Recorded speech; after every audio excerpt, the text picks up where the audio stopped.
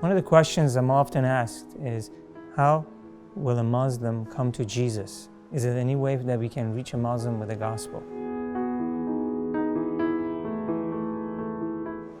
God is able to reach every person in this world with His message. It doesn't matter if they're Muslims or they're Buddhists or atheists. No matter who the person is and what their background, God has a way of reaching those people with His message. Jesus is love, and love has no specific language of its own. It's a universal language. Everyone can understand love. I'm reminded of a story of a close friend of mine named Ali. I had the privilege to work in a Muslim country, I can't tell you where we worked for almost 2 years with Muslims. The Lord blessed our work, and we were able to baptize about 33 people. One of these people that was baptized, him and his family, they were a family of 7. They had 5 children. A man from Afghanistan, his name is Ali, but this story did not take place in Afghanistan. He had an amazing experience that God gave him that strengthened him and his family to continue trusting Jesus and follow Him. They were in trouble. The church decided that they were going to help them. Their lives were in danger, and there was an imminent threat, and they could be killed. So the church took them from one city and transferred them to another city secretly, and we were able to help them to make that transition. The church also helped them financially, but the money that they had only lasted for so long. And after that, they did not have enough money to move into a home. They needed to get a home.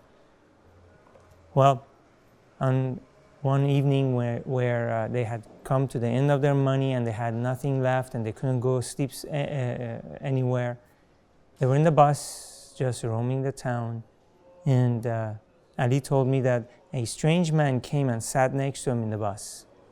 His family were there with him too, but the seat next to him was empty. The man asked Ali if he and his family were new in town.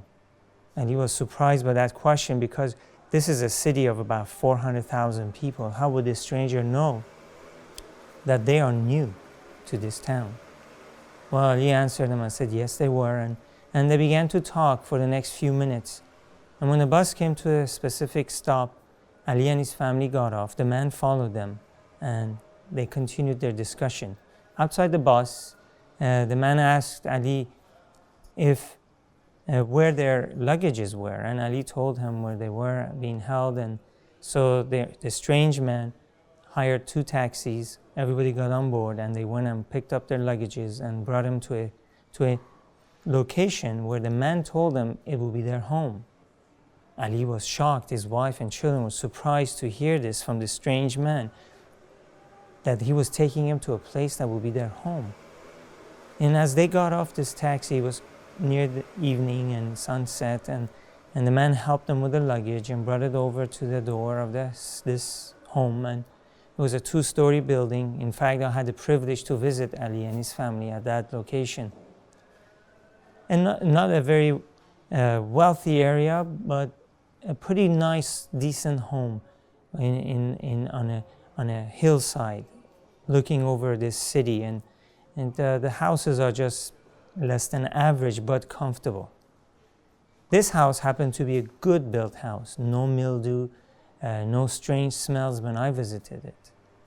Well, anyways, the story goes that the man welcomed them to this home, and then he left. The owner of the place that was staying on the 2nd floor, this is typical of some of these homes in this region of the world, he comes down and greets Ali and his family and asks them to come in to their new home. Ali asks the owner, who was this stranger that brought them there, and how did he know that they needed a home? The owner of the house said he didn't know, but that about 2 months earlier, this stranger showed up at his home and told them that he will be bringing a family, that he asked that they would reserve this apartment, not rent it out to anyone, and he paid in advance in advance for those couple of months and plus another 3 months. And the owner kept this place for this home, for this family. God worked in a mighty way for Ali and his family. He sent his angel and provided money in advance to pay for this apartment so Ali and his family are not homeless, wandering around these cities, strangers. But God took care of them. Friends, God takes care of all of us. God is able to reach us all, wherever we are. And He's not done with us. He wants to use us to reach lost humanity for Him. This is our work.